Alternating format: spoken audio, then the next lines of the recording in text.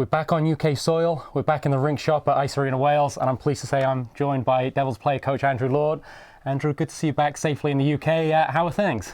Good, yeah. Thanks for having me. It's great to be back. Great to be back on the same time zone here. It's always a battle with that 8-hour difference. It's great for recruiting, but to keep in touch with the office, I'm going to bed and everyone's waking up, and vice versa, and it's fun and good to get off Skype here too. It's getting a little bit creepy working with you there all those weeks. True, yeah. But, great to be back, and everyone seems extra excited and motivated for this upcoming season. So I suppose preparations really kick in now, getting the guys in, getting them ready for training camp. We're getting arrivals every day, I suppose, and your workload is pretty big right now. Yeah, this is for everyone. It's all hands on deck for sure. The office staff is working around the clock. The Red Army is working around the clock as well, helping us out, and it's a real collaborative effort. It's great. We got, I think, about 12 guys in now. Everyone will be in by Sunday, and we'll start on Monday. And here we go. It's nice, and I'm very excited about the lengthy preseason. I think it'll really pay dividends. We can take our time. It's been, last year I think we had a good 2 weeks, but even still, it's such a rush to try to put systems in place, try to touch everybody on an individual basis, and really, find out what makes them tick, and all that kind of stuff. And it'll be good. It'll be good from a team building perspective as well. And it's awesome. So I was going to ask you, you probably want to slap me for this, but the last 2 years when we've done a number of interviews, I've referred to you a number of times as still a rookie player coach, but you've just gone through your third summer of recruitment now. Do I drop that title? Do you feel pretty seasoned in this role now? The first two was good practice for this last one. This last one was extra fun, obviously, with a couple of guys there grabbing some good post hockey career jobs and whatnot, which threw us for a loop big time, especially fairly late in the summer, their recruiting process. But it's been good, yeah. And we have a great team that we all work hard on it, and I think we put a lot. I don't know if we could put any more time towards it, to be honest. And I'm excited about what we have so far, both playing-wise and also character-wise, and I think we're going to have a really nice mix this year. So, of course, the latest addition to that roster, the latest addition to the locker room is David Bryan, and I was just impressed with his resume this late in the summer to be able to pick him up. Of course, the EU passport as well. So, speak to him a little bit. 300-plus AHL games, another savvy veteran. What does he bring this team? Yeah, I think we got very fortunate with Zach Hervado leaving there pretty late with the EU pass. It threw us for quite a loop. Sorry, Herv, but you did. Yeah, David, he's great. I was fortunate enough. My first call up to the American League now, I guess 7 years ago. He was on the team in Rochester, so I got to know him there over whatever it was, 5 days or a week, and great character guy. He's a leader, great work ethic. He's going to hold people accountable. He's going to lead by example.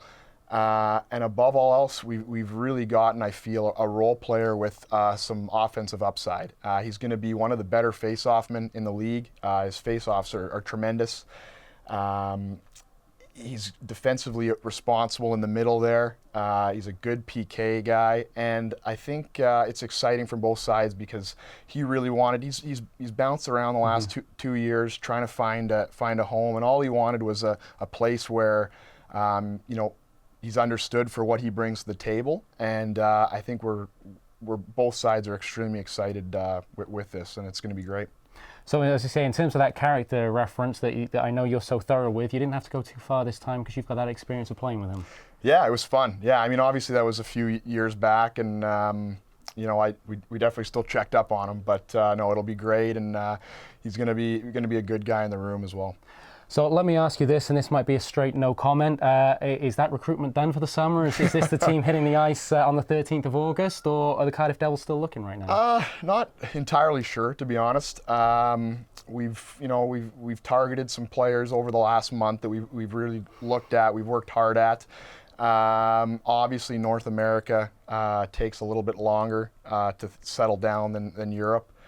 So, we're keeping an eye on things, but at the same time, I'm really happy with what we have right now. I think we have a great group. I think we tick a lot of boxes, and yeah, we'll see how it goes here. But right now, it's really just about getting better every day through training camp, building as a team, bonding as a team, and getting ready for September for a big league run. So talking about ticking boxes, I like to sometimes throw in a couple of the tough questions that maybe the fans are asking, and we monitor the social media and forum on IceTime.TV, and there's a lot of positivity about this Devils team, but maybe the one thing that keeps coming up is there a lack of toughness? Mark Lewis has come in and he's got a decent fight card and resume. Josh Batch has stepped up a few times, but how would you respond directly to fans who say this is a talented team who maybe could be bullied a little bit? It's a fair point. I think, I don't know, I wouldn't tell Mark Lewis that or Josh Batch that. That's for sure. Both those guys can handle their own. The way the game's going, especially back in North America, it's drastically changed. You need players that can really play up and down the lineup throughout. And we certainly have that. At the same time, our league has gotten pretty tough here, to say the least, very tough. If you see some of the heavyweights coming over for a lot of the teams, and that is an area we've worked very hard at. We had a guy lined up pretty firmly about a couple weeks ago. It wasn't who everyone thought it was. But unfortunately, he decided not to come. So that would have ticked a major box, absolutely. But it is what it is, and these things happen. And I'm still extremely happy with our overall team toughness. I think we have a lot of guys that can play the body, that can go to the dirty areas, and the game is obviously a lot more than just fighting this day and age. So I think we'll be just fine. I'm not going to take you down a difficult road here, but just to ask you a little bit of a question. There are a lot of rumours that float around the Elite League, some spoken, some written. Message to Cardiff Devils fans: don't believe everything you hear? Absolutely not. No, it's there's a lot of rumors, and a lot of rumors not even not true. Just it's not the way things shake out, and we've done a lot of hard work recruiting-wise, and I'm amazed at how many players have wanted to come here that have reached out to us even, and it's been hard. We've had to turn a lot of players away as well, and I think if you see by the group we have, it's top-notch. We have a lot of high-end guys, a lot of depth, and I think everyone's just ready to get going and kind of put this part of the process behind us and get back to playing hockey, and myself back to coaching hockey, which is what I'm really excited about. Now, you've come back to Cardiff and you've probably seen the big blue tent over the road. It's pretty much no more now. And there's been also discussion on the forum. Do fans have to get ready for maybe a different style of hockey in Cardiff this year? I know you like to play the aggressive forecheck, high energy game, get in on the cycle, but we're still only, 4 games into the Devils playing in Ice Arena Wales. So the fans maybe need to prepare for, playing on that bigger ice and a slightly different game plan from the Cardiff Devils, or is it just business as usual for you? There's definitely going to be some changes in the game plan. At the same time, a lot of our core values are going to be there. A lot of our same details are going to be there. Let's be honest, we're going from the smallest ice pad in probably the world to, basically an Olympic-size ice sheet. And, even if you watch an NHL game, which is bigger than the BBT, the game there is much different than the Olympic-size ice. That being said, our league is a bit more North American style. There's a lot of big bodies around the league. It is a physical league, but again, I look at our forwards. We have a lot of size now. Joey Haddad, Matthew Myers, Lane Ulmer. I mean, he's no slouch there. David Bryan, myself.